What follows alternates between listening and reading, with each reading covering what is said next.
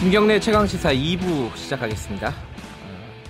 우리가 분단 국가지 않습니까? 아직까지. 그래서 전국 각지에 특히 이제 접경 지역, 휴전선 인근 지역에 군사시설 보호구역이라는 데가 굉장히 넓게 분포가 돼 있습니다. 여기는 개인의 사유재산권, 그러니까 예를 들어 뭐 건물 짓거나 이런 게 굉장히 힘든 그런 거죠. 이제 군사 작전이나 이런 데 필요하다는 이유로. 이 중에 일부가 해제가 됐는데 그게 24년 만에 최대 규모라고 합니다. 해제 방침을 밝힌 면적이 여의도의 100배가 넘는다고 해요. 116배. 최근에 뭐 남북 화해 분위기 이게 반영이 된 거겠죠. 이게 앞으로 어떻게 되는 건지 이게 그쪽에 땅을 갖고 계신 분이나 그쪽에 사시는 분들한테는 굉장히 중요한 문제일 수 있습니다. 더불어민주당 국방위 간사 민홍철 의원 연결되어 있습니다. 안녕하세요.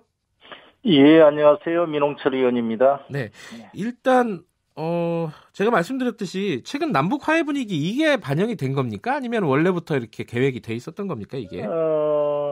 그게 이제 물론 뭐 영향도 있겠죠. 그러나 원래부터 지난 2월 달에요. 그런 국방개혁 차원에서 이제 민원 해소와 규제 완화 차원에서 국민의 민원을 해소하자라는 측면에서 준비가 됐고요. 이제 이번에 발표가 됐죠. 이게 민원이 굉장히 많죠, 이 부분이요.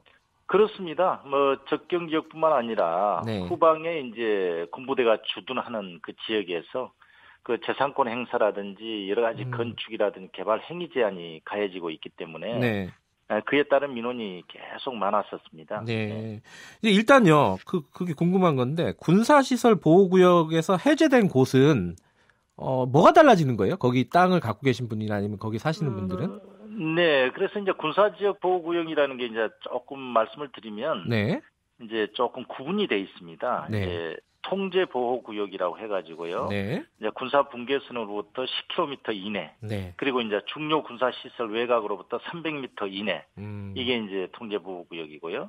그 다음에 이제 이번에 많이 이제 해제가 된 그 제한보호구역이라고 있습니다. 이거는 이제 군사 분계선으로부터 남쪽으로 25km 이내가 지정이 돼 있고요. 그 다음에 중요 군사시설 외곽으로부터 이제 500m 이내, 그리고 이제 여러 가지 탄약고라든지 뭐 방공기지라든지 사격장 뭐 이런 시설로부터는 1km 내지 2km 이내 이렇게 지정이 돼 있는데요. 그 외에도 이제 비행 안전구역이라든지 또 이제 서울을 위주로 한 대공 방어 협조 구역이 돼 있는데 이번에 이제 아까 말씀하신 대로 여의도 116배, 3억 한 3천 한 600만 제곱미터인데요. 높네요. 그게 이제 제한 보호 구역이 많이 해제가 됐습니다. 그래서 그 지역에서는 지금까지 이제 여러 가지 건축 행위라든지 개발 행위를 할 때는 제한이 돼 있었고 군부대 장의 그 협의를 반드시 얻도록 이렇게 돼 있었습니다. 이제부터는 그러면은 이번에 해제된 곳에는 군부대와 상관없이 그냥 자기가 알아서 건축법상으로만 이렇게 규정을 지켜서 건물을 짓거나 증축하거나 할 수 있다는 거네요, 그죠? 그렇죠. 그러니까 이제 행정 어떤 관청의 건축 허가라든지 개발 행위 어떤 허가로만 가지고 가능하다 이렇게 이제 이해하시면 될 것입니다. 이거 굉장히 좋아하시는 분들도 꽤 많을 것 같아요. 근데 지금 이게 제한보호구역이 해제된 부분도 있지만은 아까 제일 뭐랄까요, 이 규제가 높은 데가 통제보호구역이지 않습니까? 그죠? 통제보호구역입니다. 통제보호구역이 제한보호구역으로 좀 규제가 좀 낮춰진 그런 지역들도 있죠, 이번에. 그런 것도 있습니다. 그러면은 원래 통제보호구역은 건축을 아예 못하게 돼 있었나요? 그렇습니다. 그러니까 이제 가장 중요한 지역이죠. 그러니까 민통선 5km 주로 이제 이렇게 평상 그 민통선 이북이라고 표현하지 않습니까? 그렇죠. 그런 지역이라든지, 또 군부대로부터 300m 이내 지역이라든지 이런 데는 건축 자체가 제한돼 있었죠. 그거를 보호구역으로 바꾸면은 군부대 협의를 해서 건축을 할 수 있다. 뭐 이런 거죠. 전반적으로 어쨌든 규제의 수위를 다 낮춘 거다. 전반적으로 이렇게 일단 이해를 하면 될 것 같고요. 근데 이게 좀 뭐랄까요, 일부에서 이제 걱정하는 부분들이 있어요. 첫 번째는 아니 이러면은 좀 난개발이 되지 않겠느냐. 네. 물론 지역경제 활성화 이런 부분들도 있겠지만은 네. 지금까지 뭐 개발이 좀 안 되던 곳이 이제 허가가 되면 난개발 혹은 투기. 네. 뭐 이런 부분들이 걱정되는 부분이 있는데 여기에 대한 대책은 있나요? 그런데 이제 주로 요번에 많이 해제된 게 이제 적경 지역을 위주로 한 그 강원도가 한 63% 정도 되고요. 네. 그다음에 이제 경기도가 한 33% 되는데요. 네. 아까 말씀하신 대로 이제 그런 난개발이라든지 그런 게 우려는 됩니다. 그러나 그 부분에 대해서는 별도의 법률이 있거든요. 네. 현재 이제 그 국토 그 계획 및 이용에 관한 법률이라고요. 네. 이제 국토교통부의 소관입니다만은 이것은 요번에 해제한 것은 행위 제한에 어떤 행정 협의를 할 수 있고 또 재산권을 행사하는 데 있어서 어떤 제약이 없도록 한 거고요. 네. 개발 행위 자체에 대한 것은 또 행정 관청에서 또 소관하기 때문에 그런 우려가 있다 하더라도 그렇게 크게 뭐 무자비하게 이렇게 개발한다든지 뭐 그런 것은 아직까지는 뭐 없으리라 저는 그렇게 생각을 합니다. 또 한 가지는요. 걱정 중에 한 가지는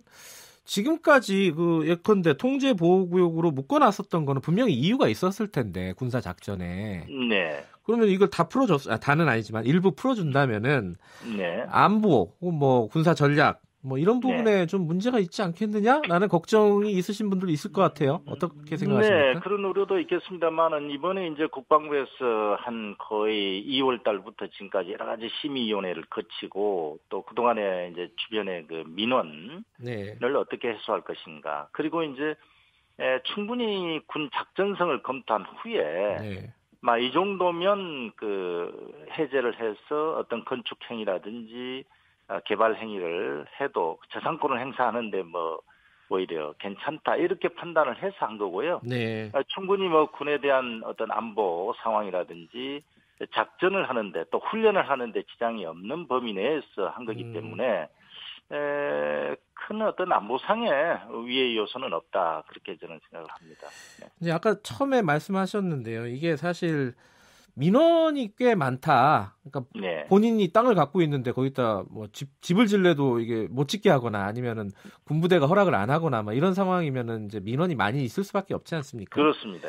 이런 상황에서 근데 지금 이게 해제 자체는 이게 정부에서 할 수 있는 일이죠. 뭐 법안 통과가 필요한 일은 아니죠. 네네 그렇습니다. 근데 이게 당정에서 발표를 한 거잖아요. 네네. 그래서 이게 좀 총선용이 아니냐 이런 보도도 있더라고요. 어떻게 보세요 이거는? 아이고 뭐 총선이야 뭐 벌써 1년 한 5개월이 남아 있는데요.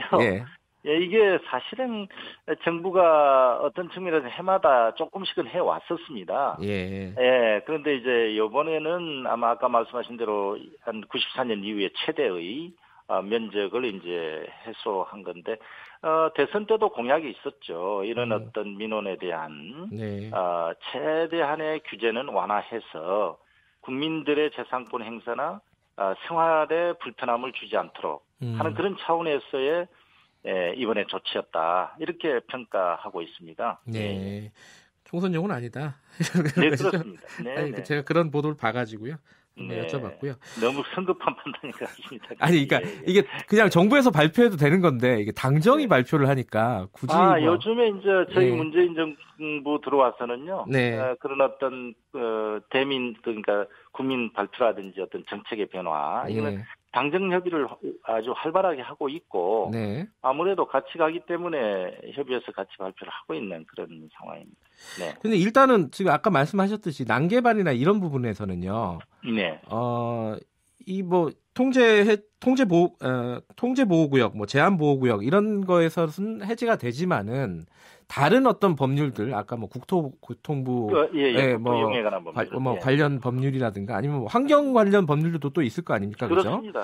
그런 것들은 뭐 다 유지되는 거기 때문에 그 개발을 하려면은 마음대로 개발할 수 있다 이런 뜻으로 받아들이면 안 되는 거죠, 그죠? 네, 그렇습니다. 일단은. 왜냐하면 각 개별 법령에 따라서 예를 들어서 뭐 제한 보호구역에서 해제됐다 해가지고 뭐 막바로 뭐 대규모 아파트 단지가 들어선다든지 그래 할 수 없는 지역들이 많습니다. 주로 보면 아까 말씀드린 대로 주로 이제 임야 지역이고요.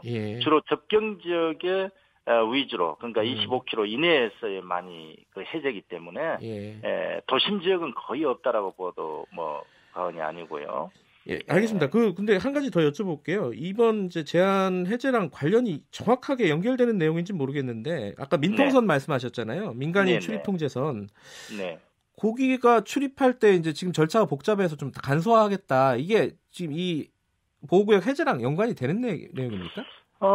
보호구역 해제하고 직접적인 뭐 연관이 있다라고 말씀은 뭐 그렇습니다만은 그러나 이제 대국민 서비스 또는 규제 완화 차원에서 이제 민통선에 보면은 이제 검문소가 있고 통제소가 있어서 그렇죠. 아주 일반인들이 못 들어가게 하고 또 주변에서 그 민통선 안에서 영농을 하시는 분들도 출입하는데 굉장히 불편함이 있었습니다. 그러한 것을 이제 완화해서 쉽게 이렇게 신호만 확인되면은 들어가서 영농도 하시고 또 아마 이제 RFID라고요. 이제 그 자동화 시스템입니다. 그게 이제 완비가 되면은 일반 관광객들도 들어가서 이렇게 뭐 관광할 수 있는 그런 절차도 이제 거치려고 지금 계획을 하고 있습니다. 아직까지는 지금 관광객이 마음대로 들어갈 수 있는 정도는 아니에요? 네네. 그래서 아무래도 이제 통제 부분은 아무래도 민통선 이북은 그래도 여러 가지 또 군사상 또 위의 요소도 있고요. 그래서 아직은 이제 아마 점차 완비를 해서 그런 부분까지 확대할 계획입니다. 근데 잠깐 헷갈리는 게 아까 뭐 우리 군사 분계선도 있고 민통선은 어디에 돼 있는 거지? 몇 킬로 정도에 그러니까 이제 되는 거지? 민통선은 민간인 통제선이라고 하는데요. 이제 군사 분계선으로부터 5km 이내. 5km입니까? 네. 거기는 지금 이제 민간인들은 들어가려면 절차를 밟아야 된다. 근데 완전히 절차를 밟아야 됩니다. 지금 이제 간소화되는 걸 장기적으로 볼 때는 관광객들도 자유롭게 드나들 수 있게끔 만들겠다. 이렇게 일단 이해를 하면 되겠네요. 그건 이제 일종의 대국민 서비스죠. 그래서 알겠습니다. 뭐 일단 지금 남북 관계가 약간은 교착 상태라고 하나요? 뭐 지금 뭐 그런 상황인데 휴전선 인근에는 그래도 좀 따뜻한 바람이 부는 것 같아요. 날씨는 추워도. 어떻게 보세요? 다만 이제 이런 우려는 있죠. 이제 그 토지 소유자하고요. 그다음에 이제 주로 보면 민통선 이남에서 영농을 하신 분들이 주로 임차해서 영농하신 분들이 많이 있거든요. 그런 경우에 혹시 이제 토지 소유주들께서는 재산권을 행사하기 위해서 이제 개발 위주로 하시려고 하다 보면은 그 영농하신 분들이 이제 또 좀 불편함이 따를 수가 있습니다. 영농 자질을 옮겨간다든지 이런 경우에 아마 그런 경우가 있을 수가 있는데 그것도 잘 아마 그렇게 빨리 진행되지는 않을 걸로 보여지는데요. 알겠습니다. 오늘 얘기는 여기까지만 듣겠습니다. 고맙습니다. 감사합니다. 더불어민주당 국방위 여당 간사 민홍철 의원이었습니다.